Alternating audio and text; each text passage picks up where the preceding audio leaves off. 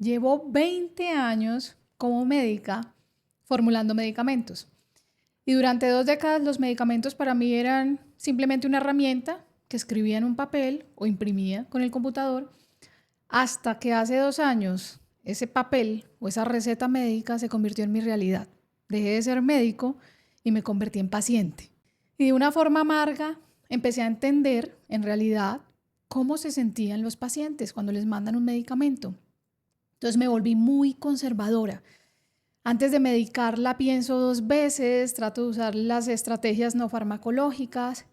Y yo no estoy en contra de la ciencia farmacéutica para nada. Como neuróloga tengo que mandar medicamentos a veces, riesgo-beneficio, hay que tomarlos. Pero es que yo hago parte de ese club exclusivo de la humanidad a las que todos le cae absolutamente mal. Soy mujer, cuarentona, pequeña y flaca. Digamos que hay estudios poblacionales que han demostrado que esta población exquisita es como si fuéramos unos recipientes químicos muy pequeñitos para cualquier droga. Entonces, cualquier medicamento nos cae fatal, ¿sí? Hay más riesgo de efectos secundarios. Y yo estoy viviendo ese proceso de los efectos secundarios. Cuando me empezaron una terapia hormonal, hace 2 años me hice un pacto. Después de haber grabado el episodio La actitud como terapia, no sé si lo han escuchado, pero vayan a esa primera temporada porque es de los más escuchados y de los más buenos. Lo que yo piense que un medicamento va a generar en mi cuerpo, posiblemente lo genera. Yo decía, yo no quiero efecto nocebo, yo no quiero sesgarme, mi cerebro de neuróloga, yo no quiero leer absolutamente nada. No, te vamos a mandar esto, pero listo, yo me lo tomo. Y empecé a consumirme el medicamento sin leer prospectos. Los efectos secundarios igual empezaron a aparecer. Sí, el cuerpo empezó a sentirlos.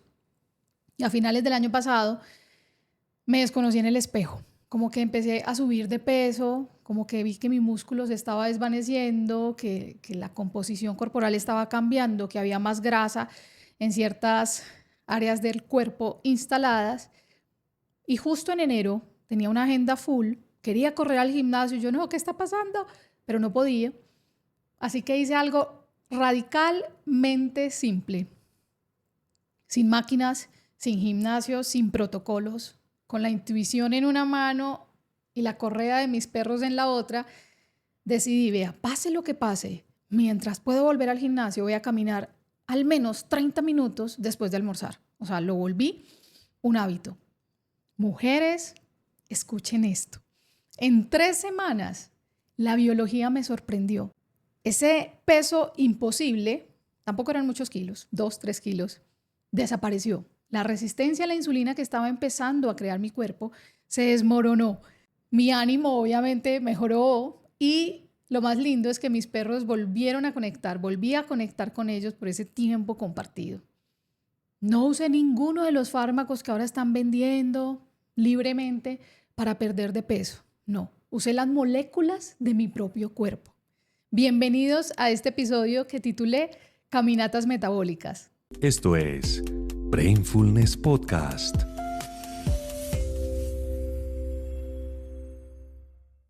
Les confieso que inicialmente, cuando empecé estas caminatas, las hice casi por instinto.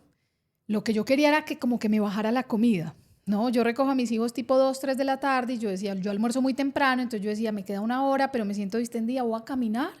Me baja la comida, se me despeja la mente. Yo sé que la caminata, y lo he dicho en otros reels, es neuroplasticidad en movimiento. O sea, yo sé lo que esto significa para el cerebro, que es una maravilla. Entonces yo dije, listo, me despejo, el año empieza con un montón de proyectos, necesito calma y necesito foco. Me voy a ir a caminar con los perritos. Y ese era mi plan, mi intención siempre fue cerebral. Pero cuando yo vi que el peso empezó a ceder, que la ropa me empezó a quedar diferente, muy sorprendida me fui a buscar la evidencia. Y hoy les traigo el resumen de todo lo que encontré. Hoy les voy a hablar de la caminata postprandial, como decimos los médicos, o la de después de comer, o sea, almorzar e irse a caminar. Y esto ahora es mi receta no negociable para todos mis pacientes. Lo que más me sorprendió de esta investigación fue el timing. En este momento me estoy leyendo un libro que se llama El susurro, cómo escuchar la voz de Dios. Y he empezado a entender cómo muchas veces nos enfocamos en el cuánto, en la cantidad, pero pocas veces en el cuándo, en el momento preciso. En la vida espiritual, llegar un minuto antes o un minuto después puede cambiar el desenlace y en la vida natural también. Y miren qué belleza porque la biología funciona exactamente igual.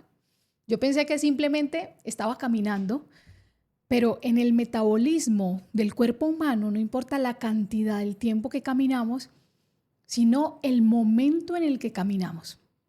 No importa el tiempo que acumulas en el reloj en un gimnasio, que es lo que los griegos llamaron cronos, ¿sí? Un tiempo determinado, sino el kairos, el momento oportuno. Miren que encontré un estudio de Nueva Zelanda en donde se confirma esto. Ellos compararon dos poblaciones de pacientes con diabetes, serios problemas metabólicos, y a unos los pusieron a caminar 30 minutos de corrido en cualquier momento del día, antes de las comidas. Y al otro grupo, 10 minuticos repartido 3 veces, 10 después del desayuno, 10 después del almuerzo, 10 después de la comida. Y encontraron, esto es un ensayo clínico, que los que caminaron 10 minutos después de cada comida tuvieron resultados significativamente mejores, superiores para el control de azúcar en la sangre que los que lo hacían solo en 30 minutos. En promedio el azúcar descendía un 12%. Incluso encontraron que el mejor momento para esa caminata es después de la cena, en donde bajaba un 22%, porque miren que usualmente la cena es esa comida del día que tiene un poquito más de carbohidratos, que se sigue de un momento de una pausa, que estamos en el sofá, que estamos terminando de organizar pendientes o que hay gente que come y se va a dormir, o sea, viene un momento de reposo. Así que la caminata después de la cena, en este estudio, redujo en un 20% el azúcar. Ya la idea está clarísima. Qué rico caminar, mejor aún si lo haces después de comer, con la barriga llena, y mejor aún si puedes hacerlo después de la cena. Y acá les voy a hablar de puertas, que en biología es supremamente importante. O sea, ¿por qué baja el azúcar cuando yo camino? Imagínense el músculo como una especie de esponja que se chupa el azúcar cuando estamos caminando. Yo no tengo diabetes, pero tenía una resistencia a la insulina por este tratamiento hormonal.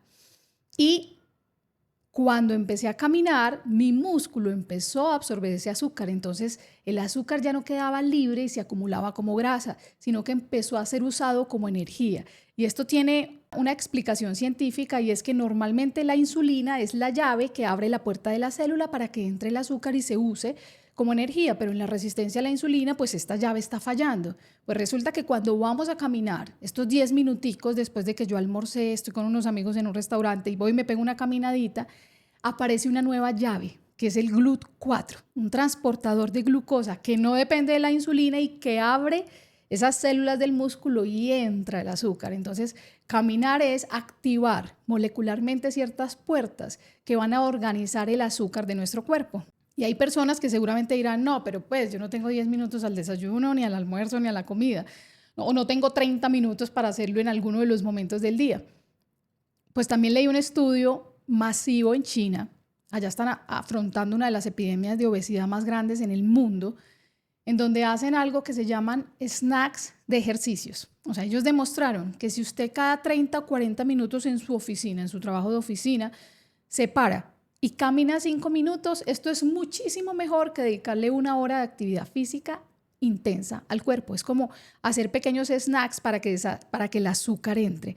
Entonces, lo que tenemos que hacer es salir del sedentarismo. Estas pausas activas que dicen, si usted puede trabajar 40 minutos enfocado y luego irse a caminar 5 minutos, estás mejorando el metabolismo. Ahora, si tú eres del grupo de esas flacas eternas, con poco apetito, con metabolismo celestial, que no necesitas afectar el metabolismo, yo tengo varias amigas así, este episodio también es para ti, porque las caminatas reducen la mortalidad por todas las causas. Miren que hay un estudio muy famoso publicado en Lancet que recoge 15 países, 15 es una cohorte internacional, y en esos 15 países hay 47,000 personas y evalúan los pasos que dan en el día versus la mortalidad. Entonces, caminar no solamente va a regular el azúcar, miren las cifras.